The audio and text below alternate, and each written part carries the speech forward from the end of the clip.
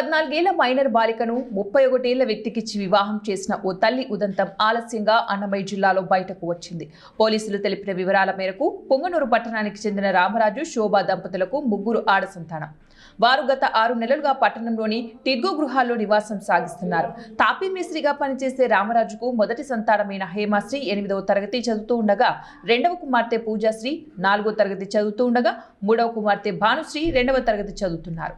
అయితే రామరాజు తన భార్య అయిన శోభ వేధింపులు పారలేక గత కొద్ది రోజులుగా ఆమెకు దూరంగా ప్రకాశం కాలనీలో జీవనం సాగిస్తున్నాడు.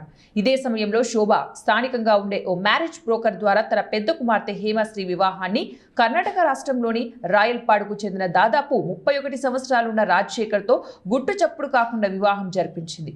ఆ తర్వాత భర్త రామరాజుపై శోభ వేధింపులను కేసు నమోదు చేసింది. ఈ కేసులో విచారణ నిమిత్తం వచ్చిన రామరాజుకు తన 2 కుమార్తెలు మాత్రమే కనిపించడంతో అనుమానం వచ్చి ఆరా తీశాడు.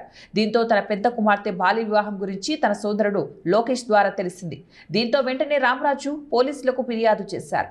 పోలీసులు ముగ్గురు పిల్లలను తండ్రి రామరాజు సమక్షంలో ఉంచి బాల్య వివాహంపై విచారణ చేపట్టారు. ముగ్గురు పిల్లలు, మా భార్య పేరు శోభ, నా కూతురి పేరు వచ్చిందా హేమశ్రీ, మళ్ళీ 2 కూతురి పేర్లు వచ్చిందా పూజశ్రీ, పూజిత అనేది.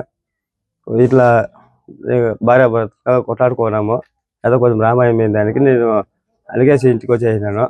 ఆడ ఎవరో పెద్ద మనిషి అనేసి రెడ్డప్ప అనేసి వాడు ఇచ్చేసి మా భార్యని నా కూతురిని కానీ ఇచ్చేసి ముందరకు పడి ఏదో పెళ్లి చేసి ఇచ్చేసినారు.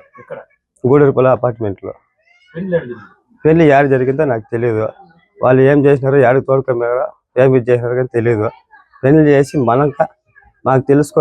ఆ అమ్మాయితో మరుసటి రోజు నాకు ఫోన్ చేసి, బాబాయ్ నాకు ఇష్టం లేదు పెళ్లి చేస్తున్నారు, కొట్టి చేపిస్తున్నారు, నోరు మూబిట్టి కొట్టి ఇచ్చేస్తున్నాడు రెడ్డప్ప వాడు అని ఫోన్ చేసింది సార్ ఆ అమ్మాయి నాకు. ఆ అమ్మాయి ఫోన్ చేసిన తర్వాత మేము వెళ్ళి సండే రోజు తోడుకొచ్చుకున్నాం సార్ ఆ అమ్మాయిని. ఏం జరిగింది ఏమి అనేది ఆ అమ్మాయి నాకు చెప్పింది సార్.